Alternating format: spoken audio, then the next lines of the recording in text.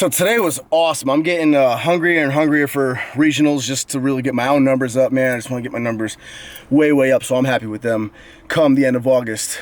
Today we had to do 5x5 on squats with 430 pounds, which I wasn't worried about doing at all. I knew it was gonna definitely make me sweat, but I knew we wouldn't have an issue with it, and I'm very pleased with how everything moved. First set moved really clean. The first set I did 6 reps by accident. Hashtag Nick can't count. It was because last week I did a 4x6, so I had that in my head, and then I double checked and I saw it was a 5x5. Whoops. So first set still moved clean as ever. Second set I kind of rushed. I only took maybe a minute and a half, 2 minutes of rest time, and I started feeling really dizzy. So then I forced myself to take about 10 minutes between each set. Finished all 5 sets off, 25 reps total with 430, which is crazy to think about because I specifically remember, I don't remember the name of the video, but I remember even the thumbnail of the video itself. Not too long ago I did a video where I had to do a double with 430 pounds.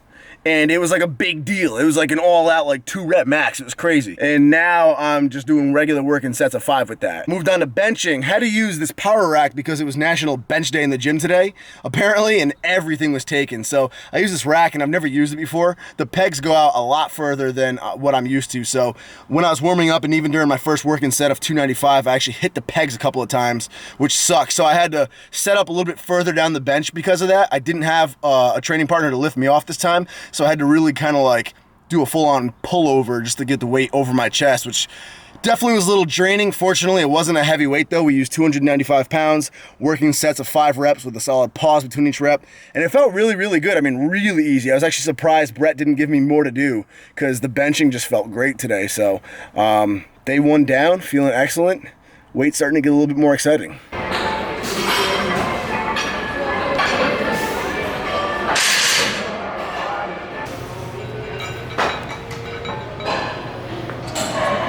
I'm not even in the video. What? I said it's my part. I'm not even in the video. Now you're in the video. Oh my God, I'm on YouTube. Woo! Day 2, deadlifts with the stiff bar. Had to do 460 pounds for 4 sets of 6 reps.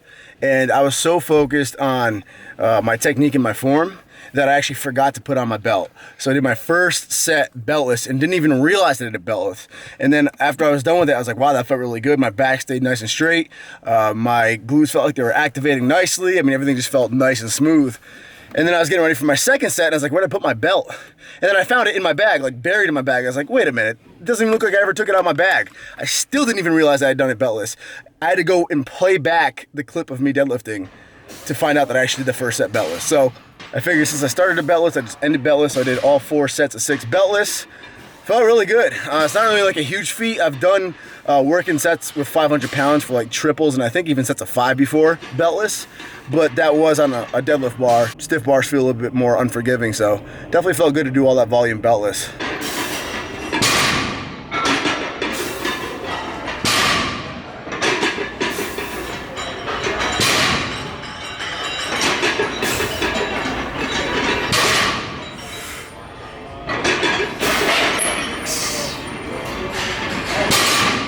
Worst part about deadlifts is the Ohio power bar because it's painful. Look at the mountains it created on my skin, on my fingers from the knurling.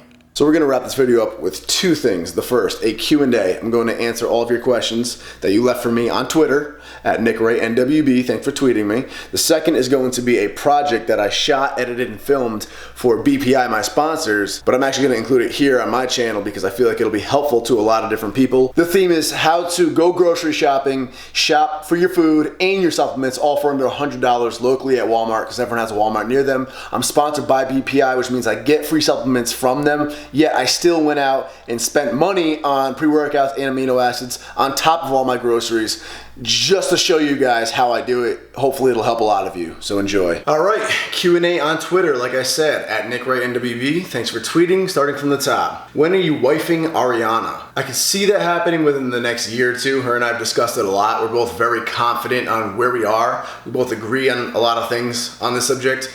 And we both wanted to wait because we wanted to make sure everything made sense. We didn't want to be planning a wedding at the same time that we might be moving to a different state. So it's really just a timing thing. How can I make better video content on YouTube? That's dependent on what you consider better content, man. I mean, if it's about quality, you can step up your editing, you can get better cameras, you can get better editing software. If it's about content, you got to map out what sort of content you like and what you think would be an upgrade and an improve from what you're doing now. I mean, it's all subjective. It depends on what you like. We've seen you as a bodybuilder, now a powerlifter. Will you ever be a pro wrestler anytime soon? I don't think anytime soon, but I will say I have a tremendous amount of respect for what pro wrestlers do. After going to Ariana's wrestling school and seeing what goes into it, I mean, it's an insane amount of athleticism and skill. I've done boxing, I've done high school wrestling, I've done sports that involve a lot of obviously cardio and endurance, and wrestling's right up there with them. No, you're not taking real hits, obviously, but you're still doing crazy athletic stunts, running ropes back and forth, which is, you get winded really fast with the stuff they do in the ring, jumping over people, doing flips, diving.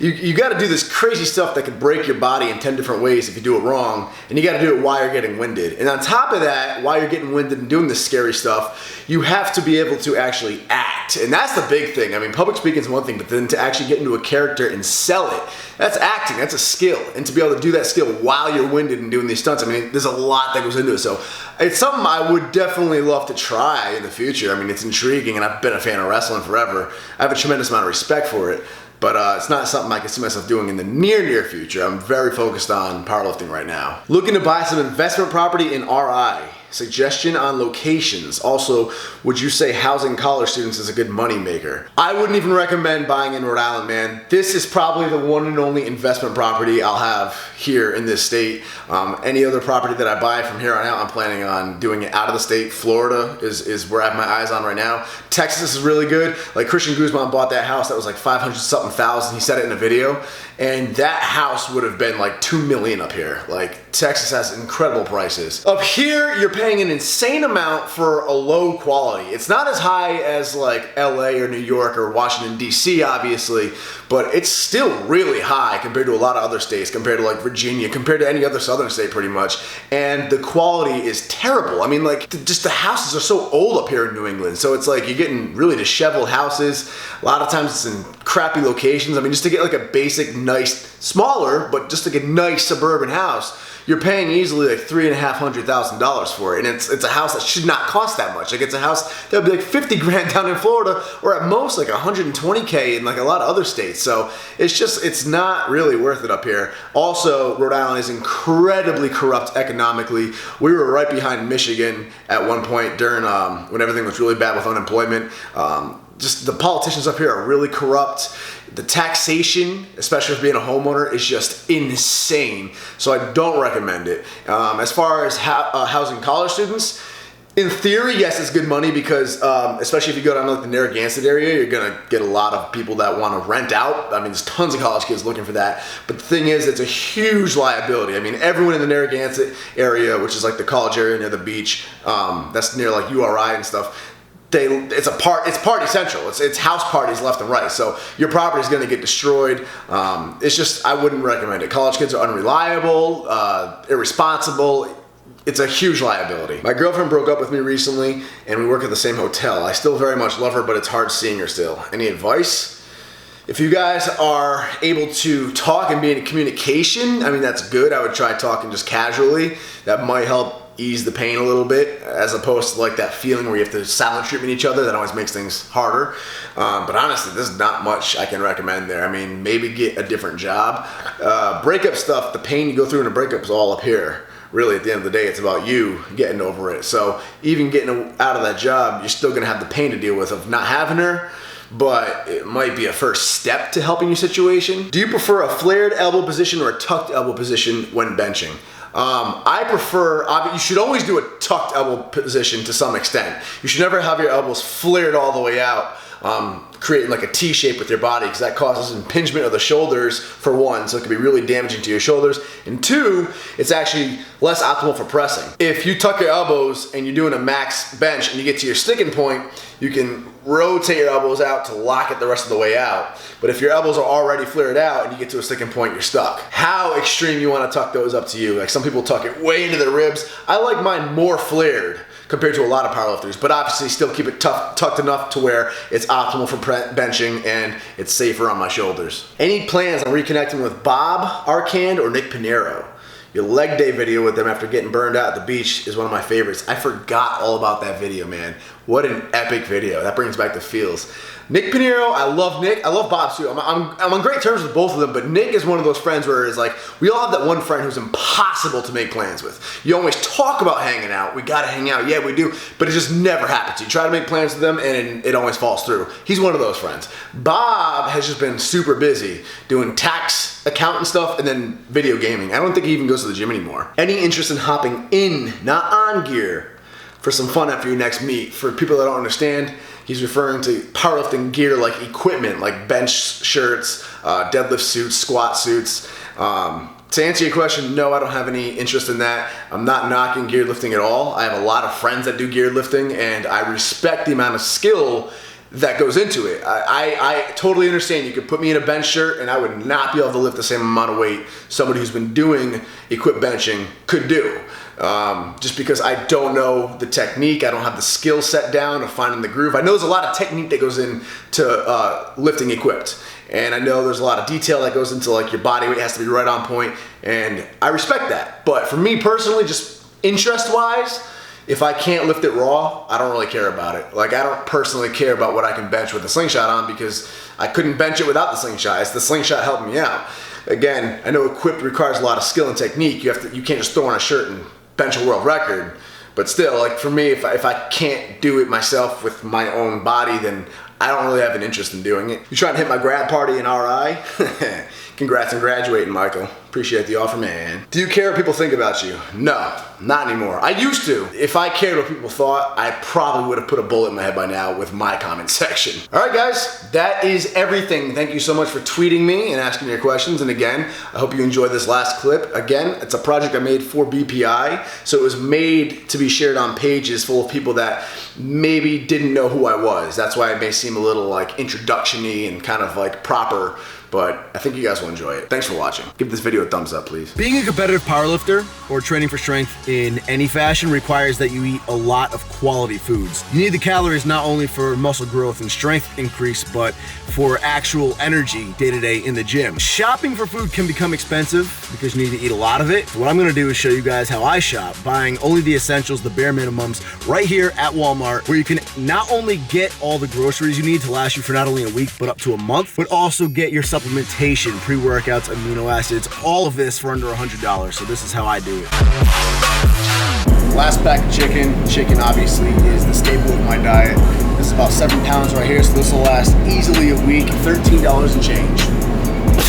A week's worth of chicken at least. All right, the other big staple would be rice. In this case, you can either go with the boxes of rice. I just grabbed a random one. The boxes would be a couple of bucks. Will last you for a few weeks at least. I prefer to spend the $8 on a 20-pound bag, and this bad boy will last you for months. I get the long grain enriched rice, brown rice, white rice, whatever floats your boat, but either way, less than 10 bucks for months of rice.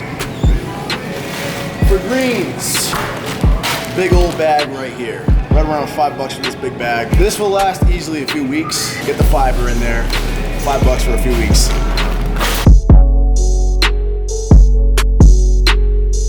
Fruits, bananas, potassium, they taste great, they're awesome, and they're 39 cents a pound.